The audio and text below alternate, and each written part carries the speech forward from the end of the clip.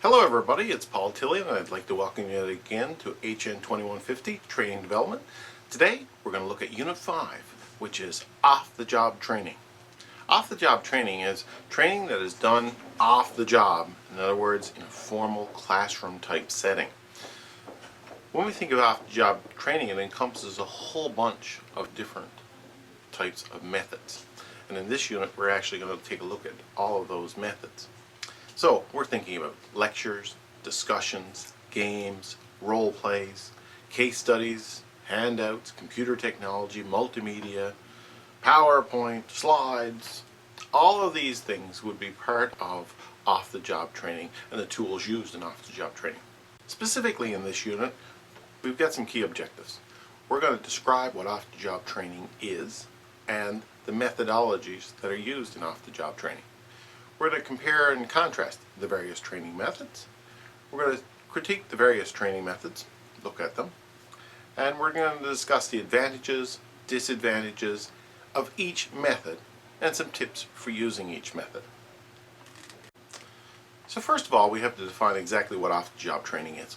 Off-the-job training involves removing the trainees from the work environment and placing them in some environment that's conducive to training. We think of classrooms and labs are good examples of off-the-job training locations. The classroom or lab provides an opportunity for a formalized process to take place in which the student is introduced to the topic, can be shown the theoretical background of the topic, try the topic, and learn in a controlled, cautioned environment. There are many tools that are used to conduct off-the-job training. In this video we're going to look at about a dozen of the key ones. Keep in mind that even though we're looking at each one independently, oftentimes in the real world multiple techniques are used in the classroom. So for example, we could start with a lecture, move into a discussion, show a video, and then do a role play. First and foremost, we're going to look at probably the most often used classroom method and the one that people think of first, the lecture.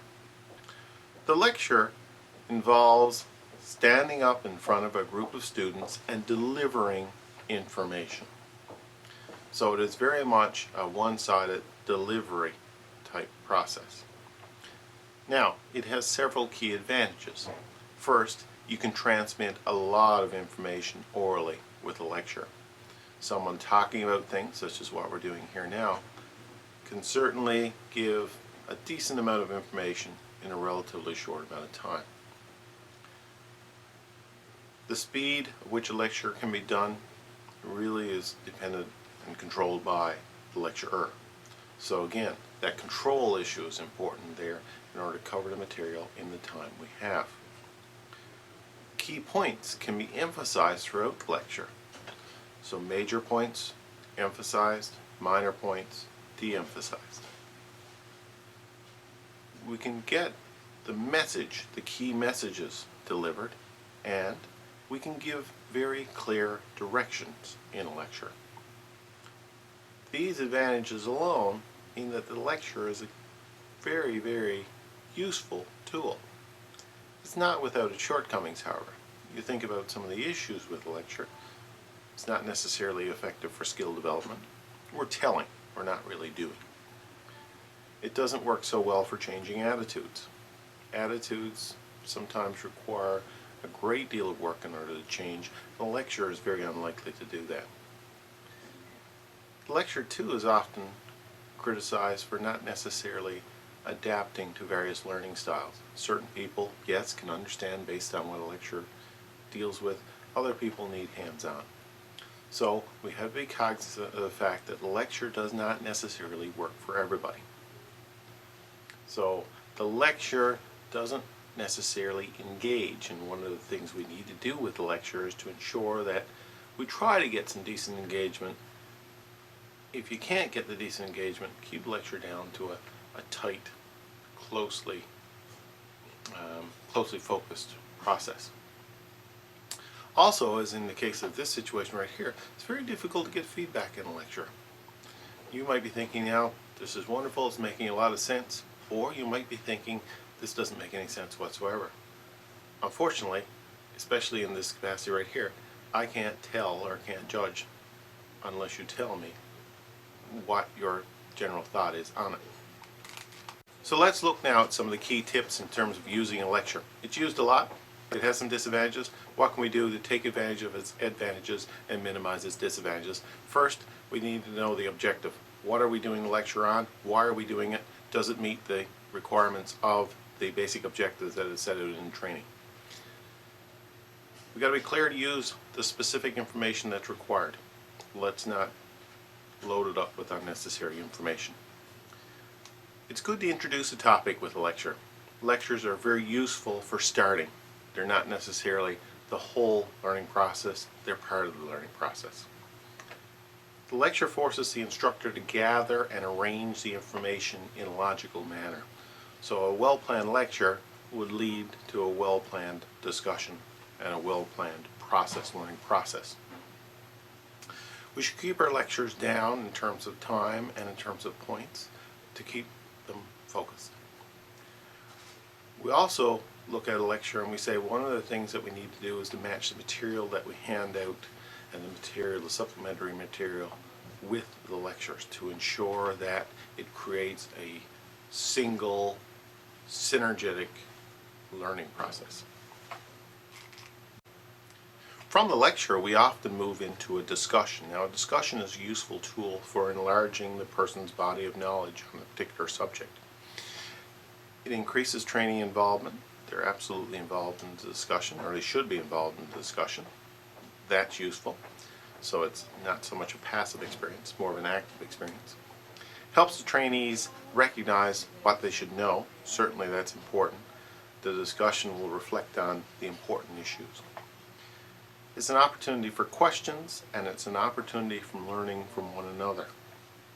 So they can seek advice, and a trainee can seek advice from a fellow trainee or from the instructor with the discussion.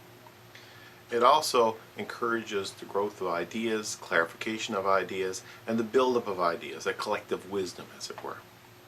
And finally, we think of the discussion as an opportunity for everyone to learn from everyone. People learn from each other.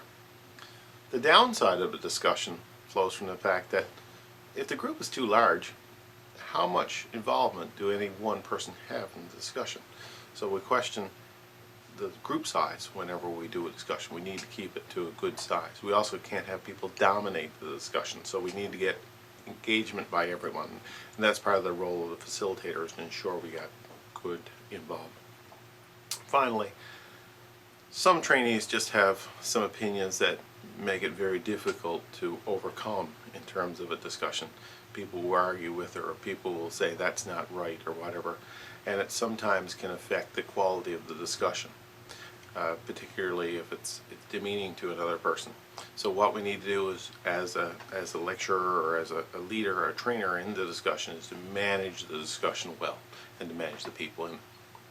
Some of the basic tips that we should look at in terms of facilitating good discussions involve encouraging a collective approach, creating a good culture of learning, in other words, setting up the foundations for a good discussion,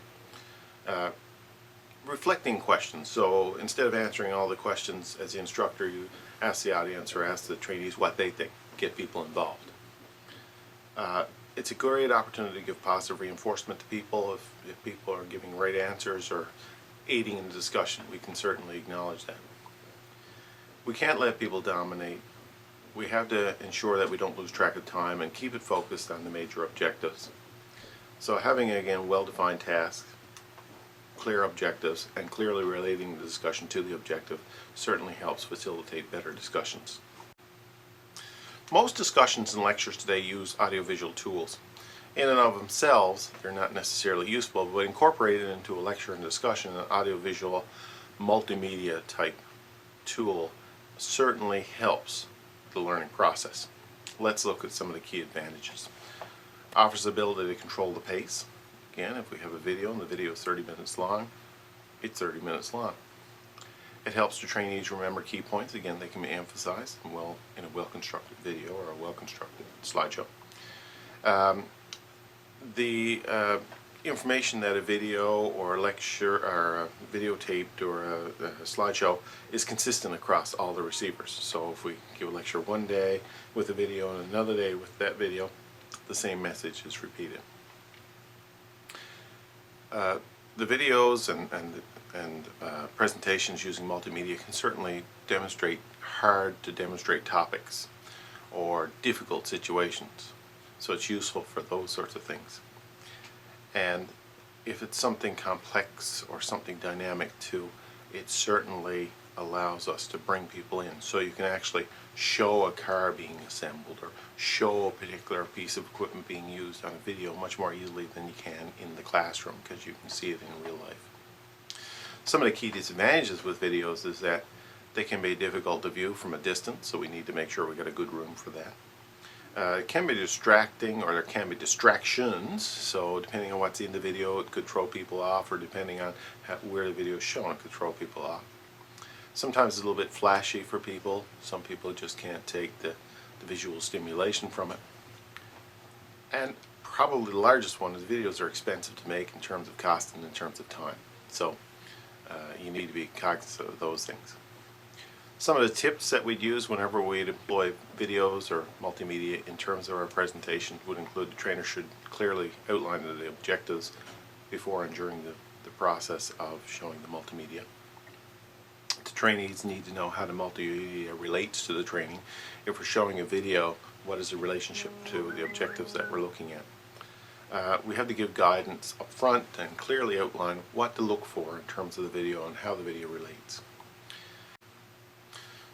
Sometimes the best way to do training is to make it as real as possible.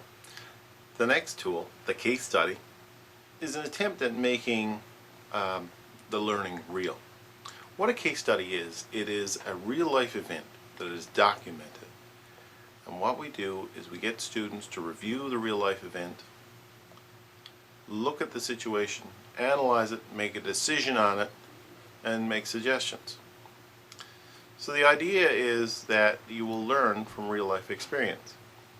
Now the case study is controlled, obviously, because it's not really the situation that's happening to you, but it's a situation that's very similar.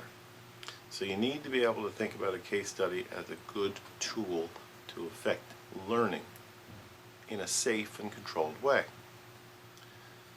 So the major advantages of a case study is it brings realism to the decision making. It provides a variety of conditions or situations that may be unique to a given point or very relevant to your place of work. Trainees can learn and make decisions from the case study based on the case study.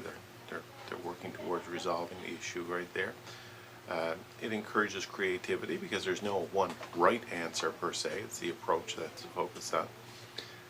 It improves problem-solving skills, team-building skills, and the like. And it involves a lot of good thought and organization in order to put into the presentation on how to handle the case study. Some of the key advantages, disadvantages. A case study, though, is not without its disadvantages. Students have to be aware of the theory, the models, the application tools to use in assessing the case study. And that's usually done by a lecture or a discussion or videos or something up front. So the case study is useful after you've done all those things. So if the trainees are not aware of the tools to use in order to resolve the case study has limited value. Case studies are also time consuming. They can range from anywhere from a couple paragraphs to several pages. A lot of information, a lot of content, some relevant, some not. So it takes a long time to design a case study, build a case study, and it takes a long time to resolve a case study. We also have to be careful that our case study relates as closely as possible to the training that we're doing. Case studies are pretty generic. They bring in a lot of things in terms of situations. The question is, how relevant is this particular case study that we're going to use for our training to the objectives of our training? That's something we have to be very conscious of. So in terms of some key tips for case studies, one of the things that we need to do is first make sure our case study meets the objectives of what we're doing our training on. It has to be relevant. Trainees need some guidance on how to resolve the case study and have to have the theoretical tools in order to resolve the case study. So that needs to be done up front. We have to make sure that the people who are doing the analysis of the case study have enough time to do it. It's time consuming. You can't do it in 5 minutes. You need time allotted so that they can actually work at resolving and coming up with a good answer and a good, well thought out process in terms of resolving case study. And teaching notes often help. So for an instructor, they should have a good idea of what to refer the students to in terms of key issues that they should be aware of, what tools to use in order to resolve the case. A case incident is very similar to a case study, but smaller. A case incident tends to be written no longer than half a page. It's a one situation event, so it's a very micro case study, and it's usually designed to highlight one single point of issue in a company or one single teaching point. So from that, then they're really good at focusing the students, and they're really good at doing quickly, but it requires that bit of experience on a trainer and experience from the students in order to be able to use the tools to resolve that case study. One of the biggest challenges with a small case incident is it doesn't have a lot of information, and students don't like that. They want to see more information as opposed to less, and the ambiguity that comes with less information. So you got to be careful to manage the students' expectations of how much information they need to know in order to make a good decision. Some of the tips we should look at before we ever use case incidents: we should ensure that the trainees are broken into manageable size groups in order to assess the incident. We should assign someone as a note taker and assign someone as a presenter. Useful to use the group to illustrate a specific point. We want to keep it focused in terms of what the incident is talking about and just focus it on that. And they're useful to use at the beginning, or near the beginning of a lecture, or near the end of it, because it's so quick and tight that it allows us to point out a very specific issue. Another approach that's often used in the classroom setting is behavioral modeling. Behavioral modeling is like show and tell and do. Behavioral modeling involves having someone to demonstrate something, okay? A proper approach to resolving a problem, or a proper approach to doing some task, or a proper approach to conducting the affairs. Everybody watches, and based on the watches, they get to try it themselves, and based on that, they get feedback with regards to how well they did it. So again, it involves some demonstrating, an opportunity to practice that, some feedback, and more practice in order to get it absolutely down pat. So key advantages, you think that you can use videos to do this sort of thing. It's very easily packaged into tight little segments. Helps ensure good training transfer. Again, the testing and the trying it allows for good transfer. However, it takes time to develop and time to do, and that's a bit of a challenge. In terms of tips, trainees should identify with the model. If we're going to model something, it's something that trainees need to do or should be expected to do. It's great because there's lots of opportunity for practice, and that's a very useful tool. Great for to use some sort of technology to videotape the students, or so the students can review how they resolved the thing or how they actually did what they were shown. That way it points out things that go right and things that go wrong easily to reflect back on it and learn from it. It breaks skills down into chunks, components that can be checked and tested. It provides a supportive environment for the trainee in order to do things. Someone's there to guide them along. It can provide a list of key learning points that the student needs to cover. And it displays the positive as well as the negative aspects of what can go wrong or what can go right in the event of doing a certain task. Yet another popular classroom tool is role play. The role play involves acting.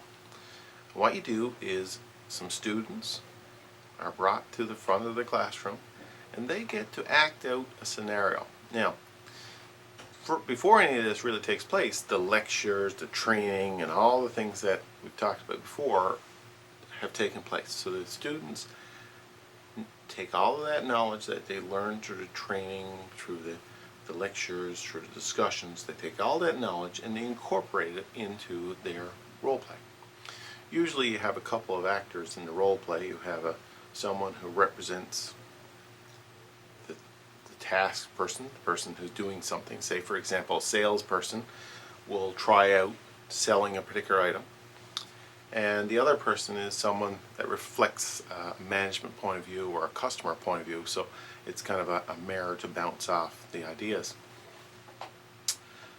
They're put in a scenario, they're given a scenario, and they get to act out. And the person who has done the training is supposed to incorporate all that they've learned into their role play. So if you're a salesperson, you have to incorporate the sales techniques, for example, that you've learned in the training to sell this particular product to a customer. So the idea of the role play is practice, incorporation of the knowledge you've learned, and the ability for the audience to learn from watching the role players. So role play is really good for developing empathy, a sense of feeling what it's like to be in the other person's shoes. Correct behaviors can be reinforced by the audience or by the instructor, or if the thing is videotaped, you can actually see what you did right and see what you did wrong. And there's a great connection between what was learned and what is being applied. Some of the key disadvantages is trainees often feel terribly uncomfortable doing role plays, especially if they're not used to them. And getting people engaged and involved and doing a good, effective role play is challenging. So sometimes you need a lot of experience and to go through a few role plays before people get comfortable with the idea of using it as a learning tool. It's time consuming. It's time consuming to do. It's time consuming to develop. There's some issues there, but it is very close to real life, and we feel that the trainees get good transfer from it. So some good tips that would be used: we got to develop trust with the trainees, again, to build that rapport. We got to have a participative climate. We got to encourage people to participate, and obviously that would help in getting people involved in role play. Warming up the trainees, they have to have a background of knowledge and an understanding of what we're supposed to do. Trainers should reinforce the key points in any role play. The mistakes that are made need to be used as learning opportunities, again, and all of this tends to be done at the end of the role play, so we have a debrief at the end of the role play to say what went well and what went not so well. What were some of the takeaways from it, and the group then learns from the role play. Games are another useful tool. We often see games used in school, we often see games used in the classroom as tools for learning. And essentially what a game is, it is a situation where the trainee is giving a bit of information, describing a situation. They're asked to make decisions based on it. Often it's done in groups to create a competition. Sometimes there's elaborate rules, sometimes simple rules, where the basic concept is outlined, and then we go through a process that is the game. So the key advantages: it incorporates many of the principles of learning, it enhances learning by having a fun and engaging opportunity. A little bit of competition certainly helps there too. Some of the key disadvantages: probability of learning. Are you learning the right things? That's, you get a high probability of learning, but is it the right things? And it could be a weak relationship with the objectives. Is the game certainly conducive to teaching the objectives? That's a question that we should ask whenever we use the game. Is there an emphasis on winning as opposed to an emphasis on learning? Sometimes it might be fun, but the question is how effective is it, and that's something that we really question in terms of the research. Some key tips: key tasks have to be identified. Trainers should state the learning objective before the game begins. Here's what we're doing this for. Focus should be on what's learning as opposed to winning. It should be realistic. The trainee roles should be well defined, and the game should be very well planned and well prepared, so we don't have any problems as we go through the process. And the trainee needs to be familiar with the game, so the importance of the instructions are critical there. And the trainer needs to be familiar with the game too in order to make sure that it all works. Modern day classrooms too often use a new type of tool, a relatively new type of tool called simulations. Simulations have really become a lot more popular now with the computer technology that we find in our classroom environment. So effectively, a simulation allows the trainee to see the impact of their decisions in an artificial risk-free environment and are often used to teach production and process skills as well as management and interpersonal skills. Some of the key advantages of simulations is good for solving problems, make decisions, and interact with others in a controlled environment. It certainly adds a lot of realism, and it is useful in situations that would be really too costly or too complicated or too dangerous to do it any other way. Some of the key disadvantages, however, relate to the cost and the time. It's very costly to develop simulations, very costly to run them, and probably not as costly as actually doing the real thing, but certainly it still has a high expense associated with it. We see simulations all the time in aircraft training and training to navigate a boat and training to do any number of what we call dangerous tasks, driving. So using the simulation allows us to learn all those things in a fairly real environment. And if it can be so realistic, high fidelity we call it, people can actually think they're really there. And if they're really there and they're really going through emotions and they learn from that, then there should be the theory is that it should be a high transferability of learning. In terms of the tips, we should have physical as well as psychological relevance here. So a flight simulator, for example, the physical would be you can feel the thing move as you go up and down in the plane. So it's usually these flight simulators are on some sort of a piston assembly so that it actually moves and responds to your reaction. So if you turn to the left, you feel yourself dipping to the left, or you turn to the right, you feel yourself dipping to the right. So there's a physical aspect as well as a psychological. You honestly feel like you're there. So we need to make sure that we have those, and that adds to the cost of the training because you need the training environment and the training simulator. A form of simulation is called action learning, and action learning doesn't necessarily have the same fidelity, but it certainly allows a person to go through the actions of a particular task. So active learning gives trainees the opportunity to test theories in the real world. Trainees learn skills through responsible involvement in some real complex and stressful problems. So for example, a stock market trading game or a management game would be an example of action learning. So it involves challenging the trainees, it helps improve problem solving, it requires a commitment in time and energy, and it's often done in groups. It can be stressful though, and it could be difficult to work in groups, and it can be challenging to develop. A lot of these games, a lot of these events that are held outdoors, wilderness training exercises for example, the military do a lot of that, and that's an example of action learning. Some of the key tips for action learning: trainees have to buy into the training, they have to make sure the trainees get the time off work in order to do it, and the working group should be small, 4 to 7, certainly less than 10. Should be monitored to ensure safety, and trainees should be accountable for their proposed solutions. Demonstrations is the next one, and when we look at demonstrations, a demonstration is a visual display on how to do something and how it works. So it is a show and tell.